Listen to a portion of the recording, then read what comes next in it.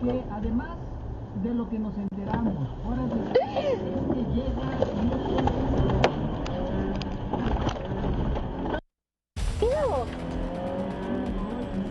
¿Qué pasó? Sí.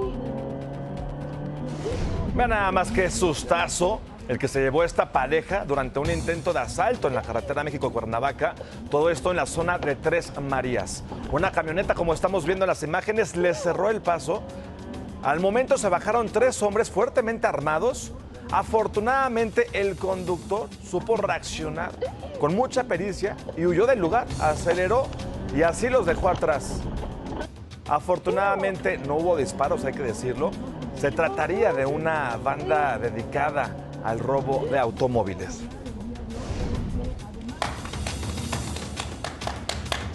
¿Cómo están? Muy buenos días. Ya miércoles 10 de diciembre del 2025. Así es, muchachos, que se vea el ánimo. Ya estamos a mitad de semana. Ya huele a fin de semana, así que vamos a echarle muchas ganas, mucha actitud. Oigan, les tenemos mucha información, así que va a ser para mí un verdadero placer y una alegría enorme que nos acompañen a lo largo de estos 90 minutos. Ahora sí, si les parece bien, vámonos con este resumen de la información más importante hasta este momento. La defensa del cofundador del cártel de Sinaloa, Ismael El Mayo Zambada, solicitó posponer por 90 días la sentencia contra su cliente. Está programada para el próximo 12 de enero en la Corte de Distrito Este de Nueva York, en Estados Unidos. Argumentó que necesita más tiempo para preparar un memorándum que va a recopilar evidencias a su favor, las cuales se encontrarían en México. Tras los ataques del cártel de Sinaloa contra su grupo rival, el cártel Chiapas-Guatemala, en territorio guatemalteco, la defensa mexicana informó que junto al ejército de aquel país realizarán operaciones simultáneas para contener así a los grupos criminales que se desplazan por esta frontera sur de nuestro país. También atacaron al subsecretario de Operaciones de la Secretaría de Seguridad Pública de Colima. Se trata de Heriberto Morentín Ramírez, cuando iban camino precisamente a las instalaciones de la dependencia, todo esto para iniciar su jornada laboral. El funcionario al mando resultó herido. Sigue la inseguridad en Michoacán. Desapareció Agustín Solorio, delegado político del PT en el municipio de Apatzingán. Todo esto desde el pasado 5 de diciembre. No se sabe nada de él. Su partido pidió a las autoridades que agilicen las labores de búsqueda. Hasta ahí este resumen de la información más importante. Vámonos ya de lleno a las noticias. Vamos a empezar con esto. La Ciudad de México nuevamente, de verdad, superó a la inteligencia artificial después de que un paracaidista tuvo un aterrizaje fallido en pleno centro histórico. Vean las imágenes.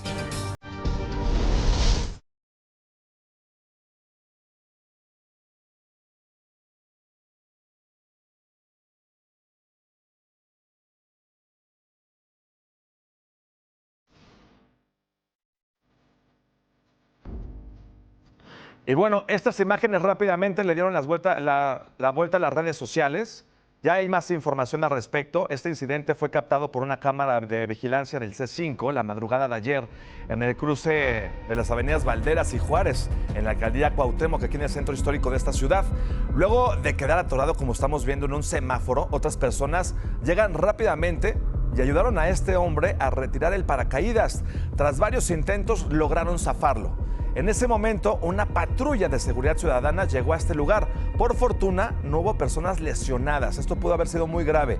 El responsable ya fue identificado. Se trata de Miles Pack, un ciudadano estadounidense de 36 años, y contó que para realizar su hazaña, voló en una avioneta ligera que descendió de altura en esta zona para que pudiera lanzarse. Fue remitido a un juzgado cívico donde se demostró que no hubo faltas administrativas y fue liberado. De acuerdo con las leyes locales, provocar daños a la infraestructura o mobiliario urbano es considerado delito que pueden derivar en arrestos o multas que podrían superar los 200,000 pesos. Por esa imagen aquí en la Ciudad de México. Mientras tanto, en más temas, en temas de seguridad, de hecho, Fran Pérez, abogado de Ismael El Mayo Zambada, cofundador del cártel de Sinaloa, pues solicitó ya posponer la sentencia contra su cliente programada para el próximo 12 de enero. Todo esto en la Corte de Distrito Este de Nueva York. En un documento dirigido hacia este juez, a Brian Cogan, pidió aplazar la audiencia por 90 días. argumentó que necesita más tiempo para preparar un memorándum que va a recopilar evidencias a su favor, las cuales se encontrarían en México, dice el abogado. De esta manera, dijo también, permitirá que la Corte emita su condena. Sin embargo, la defensa detalló que han tenido complicaciones logísticas para reunir estas evidencias y descartó que la petición sea para atrasar este proceso.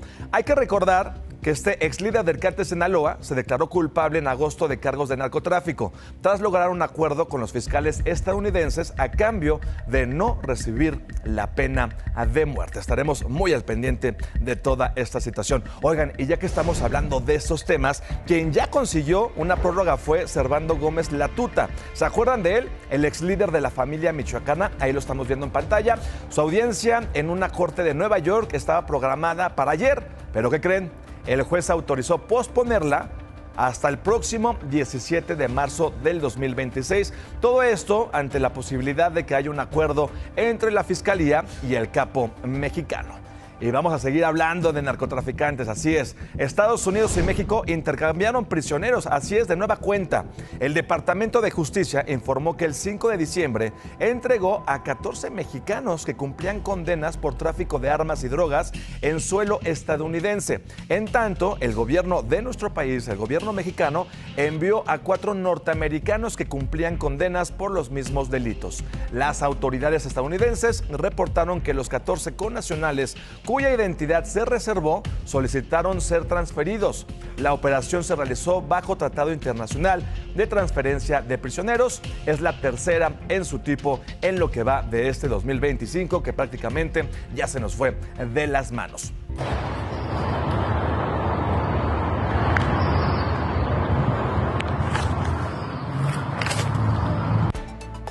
En otra información, un mando policial fue atacado en Colima. Se trata del subsecretario de Operaciones de la Secretaría de Seguridad Pública, Heriberto Morentín Ramírez. Esto fue lo que ocurrió.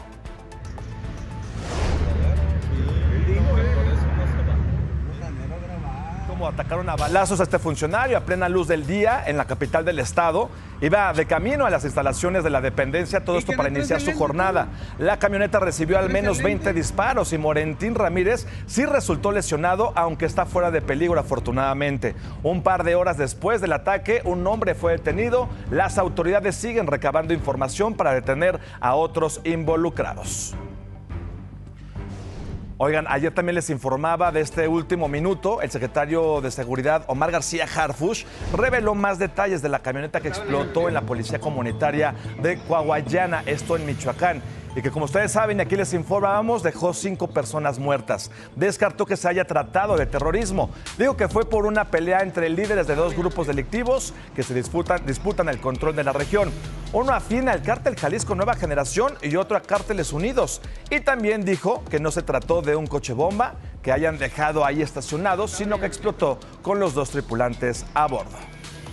En el marco de ese ataque y para evaluar así los avances del Plan Michoacán para la Justicia y la Paz, que ya cumple más de un mes de su implementación tras este terrible asesinato de este alcalde de Uruapan, de Carlos Manzo, la presidenta Sheinbaum se reunió con parte de su gabinete y el gobernador michoacano, con Alfredo Ramírez Bedoya.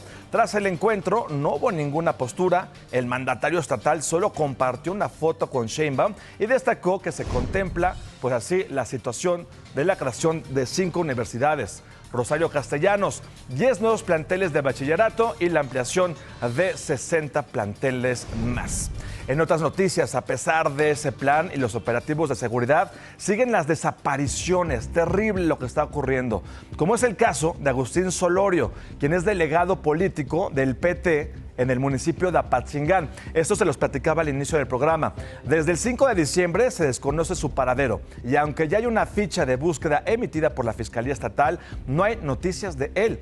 El partido al que pertenece, el PT, reiteró su solidaridad con su familia y pidió a las autoridades que agilicen las labores de búsqueda. Vamos a continuar con este recorrido por la información. Otro delito que preocupa es el huachicol y, cómo no, vaya cómo se han dado vuelo a últimas fechas con este delito. La Fiscalía General aseguró un predio del municipio de Centro de Tabasco donde había almacenados más de 10,000 litros de hidrocarburo. La mayoría estaba dentro de una cisterna. También se aseguraron contenedores, mangueras y 2 revolvedoras. Todo lo incautado quedó a disposición del Ministerio Público Federal. No hubo ningún detenido por estos hechos. Las extorsiones también, así como el huachicol, también mantienen en alerta a las autoridades. El secretario de Seguridad, Omar García Harfuch, confirmó que en el primer trimestre del 2026 pues van a ser bloqueadas completamente la señal telefónica en los 14 penales federales y en los 13 centros penitenciarios de la Ciudad de México. Todo esto para frenar las extorsiones que salen desde estos lugares. Desde julio, el número 089 ha recibido más de 102,000 llamadas vinculadas con este delito. Se han bloqueado 33% de las líneas detectadas y han detenido a 615 personas. Y ya que estamos hablando de extorsión, por este delito, maestros de escuelas de preescolar, también de primaria y de secundaria, adelantaron las vacaciones de Navidad en Acapulco, en Chilpancingo y también en Juan R. Escudero, todo esto en Guerrero. A pesar de esta situación, de que las clases empiezan el 19 de diciembre, en algunos casos desde el lunes ya no van los alumnos, ya no se presentaron. Y es que los profesores han recibido extorsiones a través de sus celulares, por lo que ya están entregando justificantes sindicales. Todo esto lo aseguró la sección 14 del CENTE. Estaremos al pendiente de toda esta situación allá en Guerrero. Pero mientras tanto, vamos contigo, mi querido Ricardo Vitela, que nos tienes información importante desde las calles de esta ciudad. Vamos hasta las calles de la alcaldía Gustavo Madero. Ricardo, ¿qué nos tienes? Buenos días. Mi estimado y querido Irán Hurtado, muy buenos días desde el Cerro del Tepeyac, desde la Basílica de Guadalupe, informando que ya este día 10 de diciembre empiezan a llegar los grandes contingentes de peregrinos de diferentes partes de la República Mexicana, principalmente del Estado de México, Guanajuato, Michoacán, Jalisco, San Luis Potosí, y aquí es como vemos en este paso del peregrino cómo empiezan a llegar pues todos los feligreses, todos los fieles a la Virgen Morena, con esta música tradicional de cada municipio o estado de la República. Vamos a dejar un poquito el audio para que escuchen.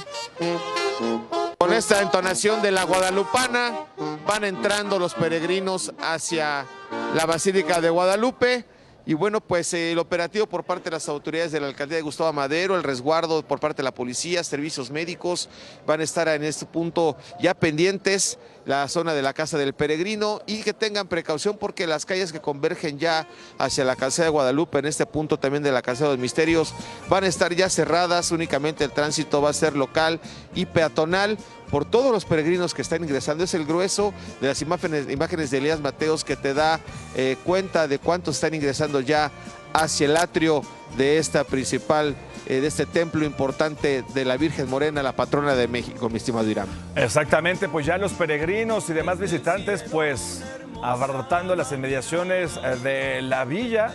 Hay que recordar que en esta demarcación de la Ciudad de México habrá ley seca en estos días de festejo, y pues que sí, que también el turismo religioso, mi querido Ricardo, pues esperan las autoridades una derrama de 1,000 millones de pesos en estos días de la celebración de la Virgen Morena. Mi querido Ricardo, te agradezco mucho la información y estaremos al pendiente.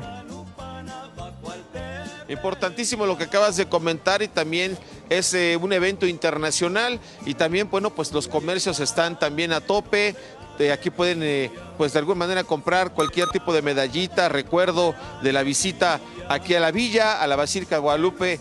Y mientras tanto nosotros estaremos muy pendientes y dar toda la información conforme se vaya desarrollando pues esta peregrinación que cada año se presenta en esa zona de la Gustavo Madero. Un abrazo a todos allá en De Pisa y Corre y a los que nos ven en casita. Buenos días. Gracias, mi querido Ricardo. Así la situación en el segundo templo mariano más importante de todo el mundo. Ya de vuelta aquí en los estudios de DPC, oigan, vuelve a estar en la polémica esta influencer Marian Gonzaga. ¿Se acuerdan de ella? Esta jovencita quien agredió a la modelo Valentina Gilabert, ahora por una disputa legal con su expareja, quien busca obtener la custodia de su pequeña hija de 1 añito de edad.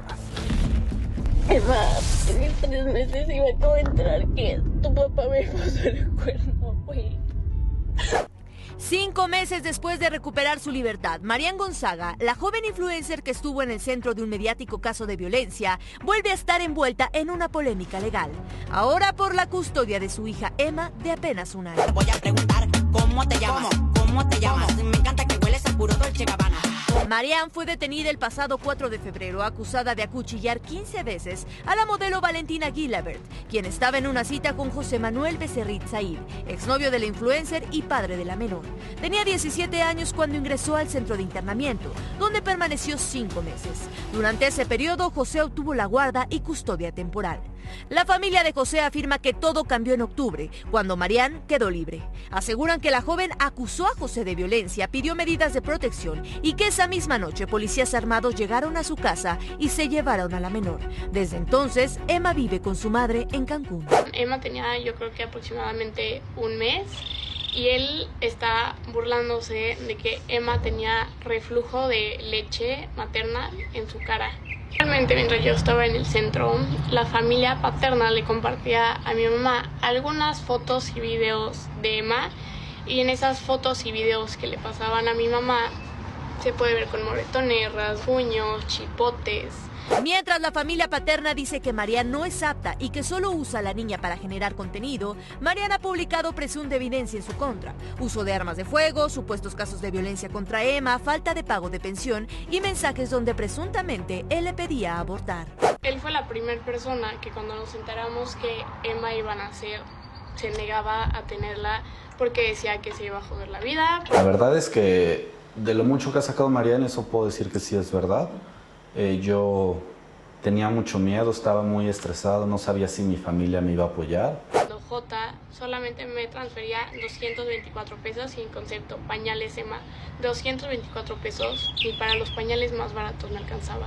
Por su parte, José negó todo en entrevista con Imagen Noticias, asegurando que fue Marianne quien llegó a agredir a la niña. Explicó que las fotos donde aparece con armas de fuego fueron tomadas en lugares recreativos y tiendas deportivas. Soy testigo de cómo llegó a pegarle a Emma. Para ella es un trofeo, es un accesorio. Era un disfraz, era mi disfraz de Halloween, esa foto. Otra foto era en un laser tag, o sea, literal, pistolas de láser. El padre de José, quien también es su abogado, advierte que podría llevar el caso hasta las últimas instancias. Dice que si Marianne ofrece una disculpa pública, podrían denunciarla por calumnias. La disputa por la custodia de Emma continúa, con videos virales, acusaciones en redes y un proceso legal que apenas comienza. Me mantuve alejado de la situación, pero en el momento en que se fueron a difamar a mi hijo, a difamarme a mí y a poner en peligro a mi nieta, ahí sí van a topar con pared.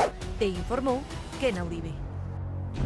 Pues ahí está la situación con esta jovencita. Seguramente darán mucho de qué hablar en los próximos días. Estaremos al pendiente de todo. 8:30 de la mañana en punto. Vámonos rápidamente con la información. En breve les platico. En Cozumel, Quintana Roo, detuvieron a 4 personas ligadas al cártel Jalisco Nueva Generación. Entre ellas está uno de los líderes, identificado como el Dumbo. Además, se investiga la fuga de Andrés Alejandro Olvera del penal de Tenancingo Sur en el Estado de México. Está sentenciado a 60 años por secuestro express. Al parecer, hubo complicidad del personal de la prisión. En Hidalgo devuelve a ser el primer lugar nacional en tomas clandestinas de combustible. Entre enero y septiembre de este año se registraron poco más de 1,900 perforaciones en los ductos de Pemex. En más información, estudiantes de la Normal Rural de Ayotzinapa tomaron la caseta de Palo Blanco, esto en Guerrero, como parte de las movilizaciones por el asesinato de 2 normalistas, todo esto en 2011. Y suman 5 nuevos casos de gusano barrenador en humanos en tan solo una semana. Los nuevos contagios están en Chiapas y también en Quintana Roo.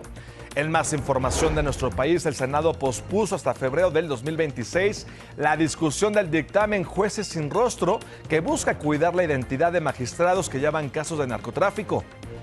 Y por segunda vez la presidenta Sheinbaum se reunió con empresarios de México y el extranjero, todo esto para revisar la operación de carga del AIFA. En información metropolitana, el gobierno de la Ciudad de México emitió un bono verde en la Bolsa Mexicana de Valores por 3,000 millones de pesos para construir nuevas líneas de cablebús. Información de las finanzas, cómo se cotiza el dólar este miércoles 10 de diciembre del 2025, está en 18 pesos con 19 centavos y la Bolsa Mexicana de Valores cerró ayer con una ganancia muy leve, casi nula, de 0.26%, pero al fin una ganancia. En otra información, hasta ahí el resumen de las breves, vean esto, se cayeron de las escaleras varios usuarios de la línea 9 del metro aquí en la Ciudad de México. Así fue el momento.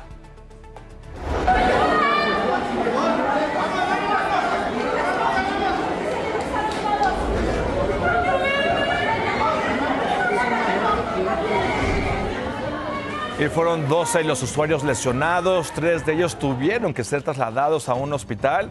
El sistema de transporte colectivo Metro informó que una mujer perdió el equilibrio, cayó y ocasionó en efecto dominó, ocasionando que otras personas resbalaran. Añadió que los afectados serán apoyados por la aseguradora del Metro capitalino.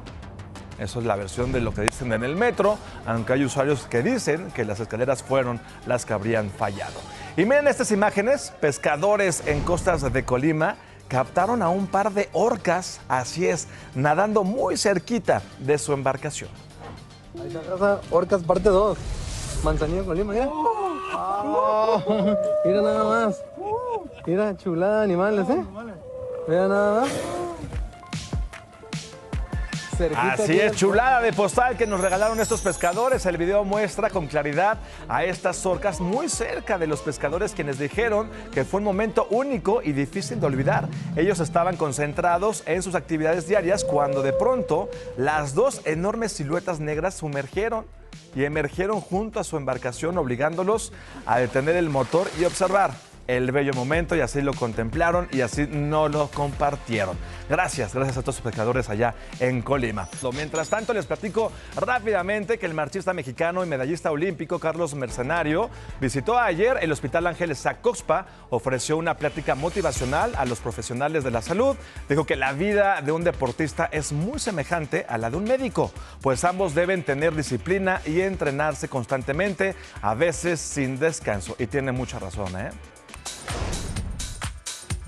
Ya estamos de vuelta con más información aquí en Deprisa y Corre. Oigan, mire cómo reaccionaron los papás de un joven que fue detenido por presuntamente robar en la alcaldía Tlalpan, aquí en la Ciudad de México. No lo va a creer. A los papás de los delincuentes que le pegan allí bajo puente, que roban. Allí en San Miguel Topilejo, así se comporta su familia. ¿Cómo me comporto? Y luego, ¿por qué nos preguntamos los índices de delincuencia en esta ciudad, no?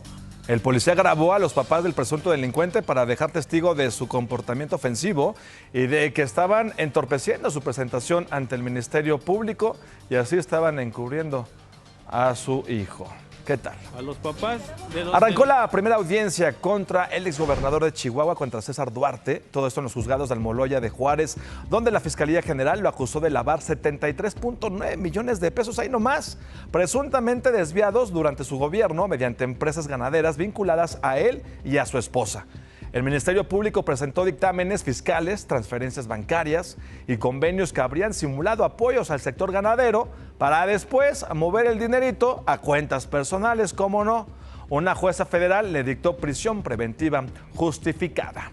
Y otro exgobernador con problemas es el de Baja California, así es, Jaime Bonilla, quien fue inhabilitado para ocupar cualquier cargo público durante 3 años. Así lo determinó el Tribunal Estatal de Justicia Administrativa tras una denuncia de la Secretaría Anticorrupción por irregularidades vinculadas con la fallida construcción de una planta fotovoltaica impulsada por su administración y que estaría a cargo de la empresa Next Energy.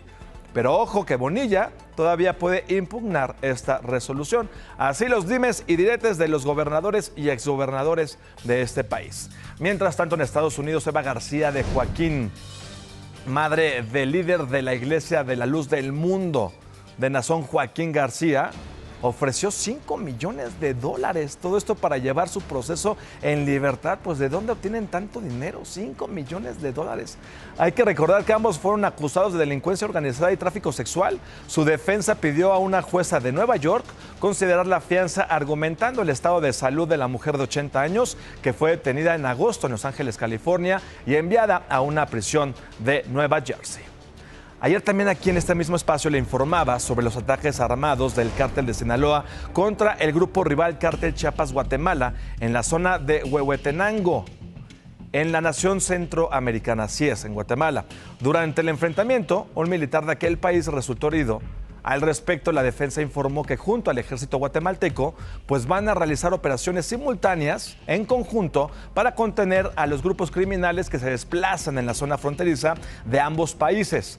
Las operaciones coordinadas incluyen vuelos de reconocimiento para reforzar así la seguridad en toda esta región de la frontera con Belice y Guatemala, que últimamente ha estado muy violenta.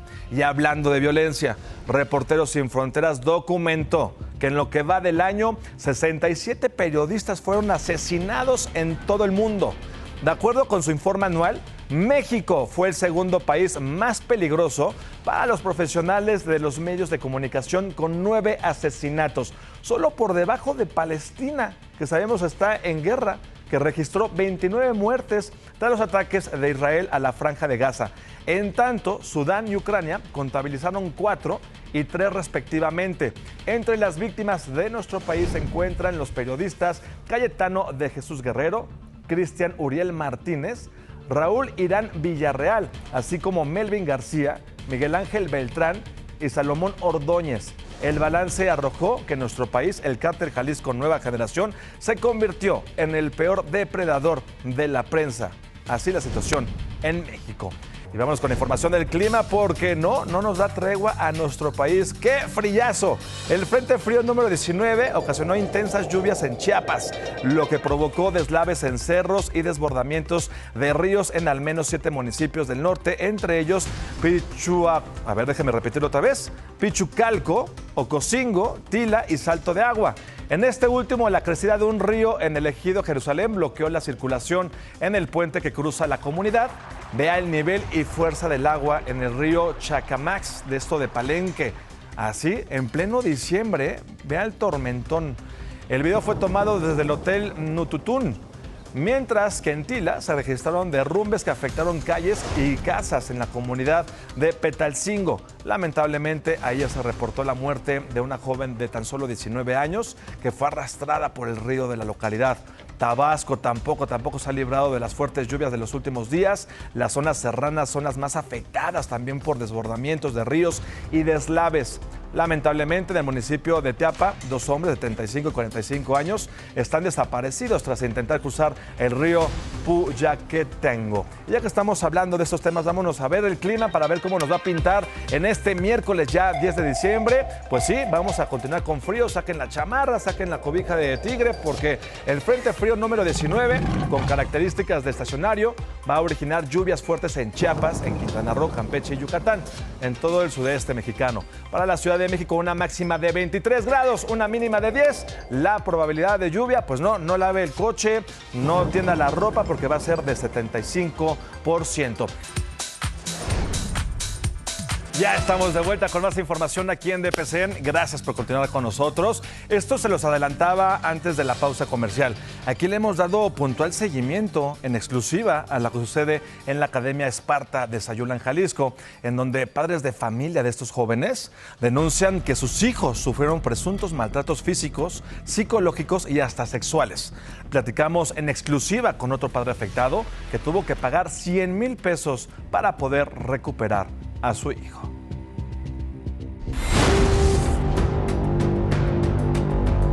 Me pegaban, me pateaban.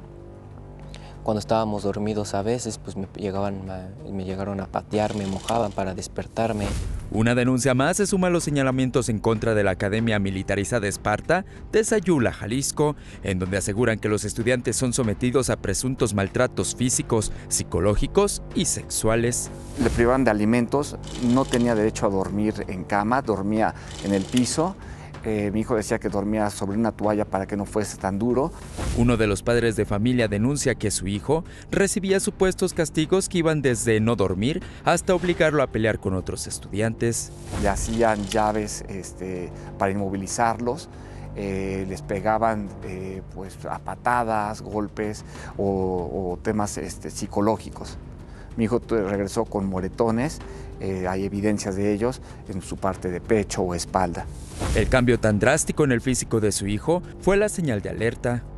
De fotos en el cual empezaba a ver pues más demacrado, más desencajado, con ojeras, mucho más flaco definitivamente, en el cual me empezó a generar alertas. Fue entonces que les exigió a las autoridades de la academia que le mostraran a su hijo, pero solo se lo permitieron a través de una videollamada en la que el menor le pidió ayuda. Lo vi con miedo en la videollamada, volteaba para ver que no lo estuvieran revisando. Me dijo entre palabras, está en un video, movía con sus labios, por favor, ayuda, sácame de aquí. Cuando me dijo entre sus labios, ayúdame papá, supe que teníamos que ir por él. Pero para poder sacarlo tuvieron que pagar una fuerte cantidad de dinero. Fue como un secuestro prácticamente. Ellos decían que no, si pensamos dar la baja, teníamos que pagar una cantidad arriba de 100,000 pesos para poder liberarlo.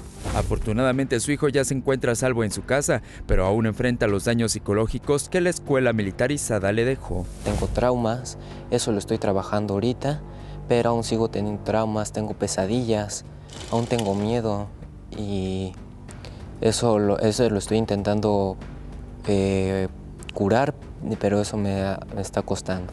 Informó Kevin Esqueda. Pues al parecer esto más que una escuela pareciera un anexo, pero hay buenas noticias afortunadamente. Hoy la Fiscalía de Sayula citó a padres y madres de estas presuntas víctimas de estos jóvenes para darle seguimiento a las carpetas de investigación, mientras que la Fiscalía de Jalisco nos confirmó que cuenta con 3 denuncias formales en espera de que un juez fije fecha y hora para las audiencias iniciales en contra de esta Academia Esparta.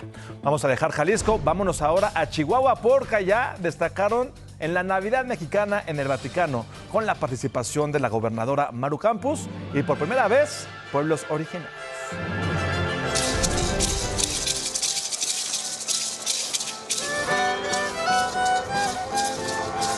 Y así los matachines entraron a la iglesia San Salvatore en Lauro, en donde ha seguido la celebración con los ritmos mexicanos.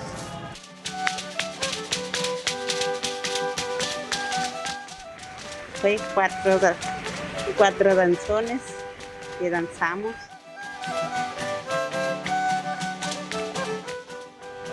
Yo sé que Diosito y la Virgen Guadalupe nos trajo aquí.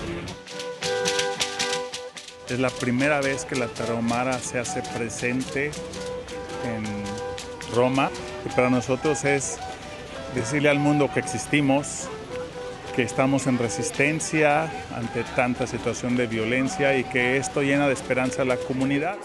Esta noche nos orgullece presentar a nuestro coro de niñas Rarámuri del albergue Yermo y Parras del municipio de Carichí, municipio de Chihuahua. Su voz se encontrará con el talento de un grupo muy querido por nuestro país, el conjunto Primavera.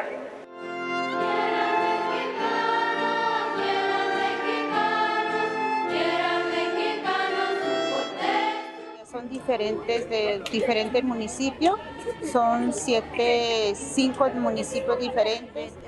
Son 26 chicas que trajimos. Hemos sido invitados por parte del gobierno del estado de Chihuahua, por el Vaticano, de verdad que es una satisfacción muy interesante, una sensación indescriptible el poder escuchar este coro de niñas rarámuris de Romeino, que es un pianista de talla mundial. Ayúdame a ver, yo quiero saber lo que debo hacer.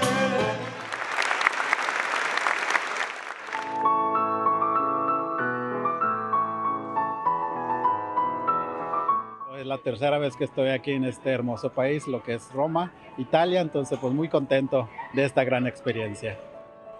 Y desde Roma, las tradiciones de Chihuahua no solo cantaron Navidad, sino también cantaron tradición, identidad y esperanza. Para Imagen, Marinelli Tremamundo.